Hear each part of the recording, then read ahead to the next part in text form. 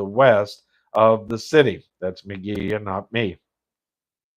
Paul walked that road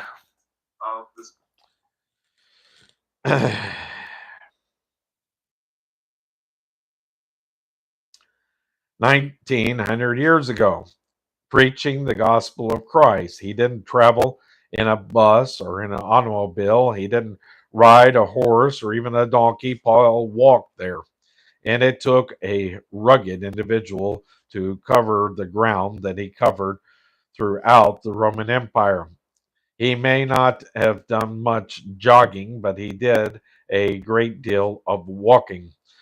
Paul's emphasis on godliness rather than on physical exercise is because uh, in the Ephesians were a people given over to games and athletics. We are also the kind of nation. Many of our cities have coliseums where great spectacles are conducted, and many believers put more emphasis on athletics than they do on the things of God.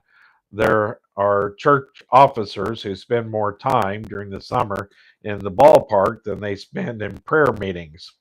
You know, one of the things I was really shocked, there was a church, I don't know how much they spent. I think they spent like $25,000 leveling off a football field for them to have football. And, you know, and then they have small groups that are basketball or hiking and these kind of things.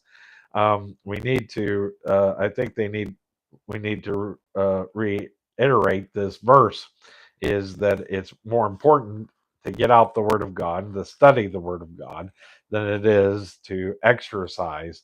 We need to stick to what we're good at instead of um, the trying to create some football teams in the name of the church. He is saying, let's hold things in correct perspective. But godliness is profitable unto all things, having a promise of the life that now is and of that which is to come. Bodily exercise will help you only in this life because when you get a new body, it won't make any difference whether you've exercised this one or not. But godliness is profitable unto all things. These are who those who argue that a Christian can fall into sin and can always come back to God on easy terms are right. But my friend, a godly life pays off not only down here, it pays off in eternity. The prodigal son lost a great deal by going to the far country. And any Christian who lives a careless life rather than a godly life will find that even in eternity, he will pay for it.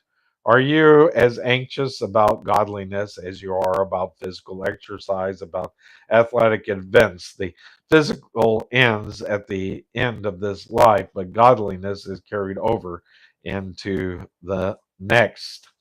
You know, I might want to point out that this church I was talking about, you know, they don't have a widow's home or an orphanage. They don't feed the homeless at the church. They don't even have meals at the church for fellowship. You know, many things uh, are lacking. They don't promote small groups for Bible study. They're very small percentage participate in the small groups.